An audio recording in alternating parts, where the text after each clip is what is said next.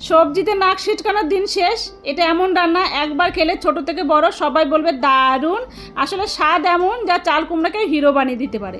একটা কথা বলি, আমরা মেয়েরা চাঁদে পৌঁছে গেছি সেটা একদম পুরনো খবর, কিন্তু এই 2025 সালে এসেও চাল কুমড়ো কেন ছেলেদের কাটতে হয় বলো?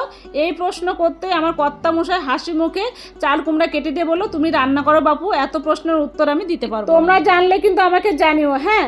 আর এই যে চাল কুমড়োটা দেখছো, এটা আমার মা আমার জন্য পাঠিয়েছে, খুবই সুন্দর কচি। এটাকে আমি কেটে নিলাম স্কোয়ার করে, বিচি ফেলার দরকার নেই কারণ এতটা সফট না, তাই আমি আজকে বিচি ফেললাম না। যদি এটা একটু পাকা থাকতো তাহলে কিন্তু অবশ্যই মাঝখানে বিচিগুলোকে ফেলে দিতে হতো।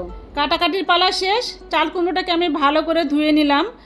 এরপরে একটা সর্ষে বেটে নেব। সর্ষে আর কাঁচা লঙ্কা আমি আগে থেকে বেটে নিয়েছি। এবার এটাকে আমি ছেঁকে নেব, কারণ সর্ষেগুলো এত মোটা মোটা ছিল আর পেস্ট করাটা খুব একটা ভালো হয় নাই, তাই অল্প জল দিয়ে এটাকে ভালো করে আমি ছেঁকে নেব, যেন খোসা আর মোটা দানাগুলো না থাকে, তাহলে কিন্তু রান্নাটা ভালো হবে না। এই যে দেখো, সুন্দর করে আমি নিয়ে নিলাম।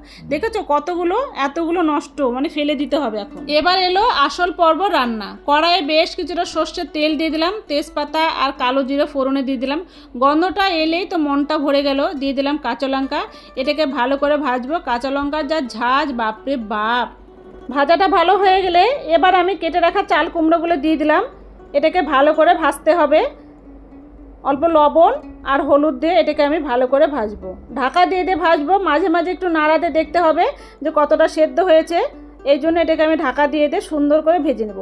তবে চাল কুমড়ো যতই ভাজো আর রান্না করো না কেন, এটি একটু শক্ত শক্ত থাকে, তাই ভেবো না যে এটা খুব একটা গলে যাবে। তার মধ্যে আমি একটু বড় বড় করে কেটে নিয়েছি, দেখি সেদ্ধ হয়েছে কিনা। না, সেদ্ধ হয়নি, এটাকে আর একটু ভালো করে ভাজতে হবে। অনেক সময় ভাজার পরে চাল কুমড়োটা কিন্তু সুন্দর ভাজা হয়ে গেছে আর সেদ্ধও হয়ে গেছে। আর এই তেজপাতাগুলো, এদের কাজ বাবা এখানে শেষ। তোমরা এবার আসো। আর আমি যে সর্ষেটা বেটে রেখেছিলাম সেই সর্ষেটা এখন আমি এর মধ্যে দিয়ে দিলাম, আর একটু সময় কষে নিলাম যেন কাঁচা গন্ধটা না থাকে। আর সর্ষে বাটাতে বেশি কষাতে নেই, তাহলে আবার তিতা হয়ে যেতে পারে। আমার রান্নাটা প্রায় হয়ে এসেছে। এবার আমি দিয়ে দেবো 2 চামচ চিনি, আর দিয়েছি কয়েকটা কাঁচা লঙ্কা, যেন টেস্ট আর ফ্লেভারটা খুব সুন্দর হয়। আর সব শেষে আসবে সর্ষের তেল।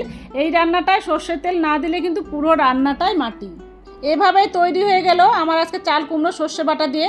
যারা চাল কুমড়ো দেখলে নাক ছিটকাও, একবার বানিয়ে দেখো। রেসিপিটা কেমন লাগলো প্লিজ আমাকে কমেন্টে জানিও।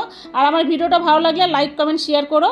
আর দেখা হবে নতুন একটা রেসিপি নিয়ে পরের ভিডিওতে। ততক্ষণ সবাই খুব ভালো থেকো, সুস্থ থেকো, এনজয় করো। Thank you.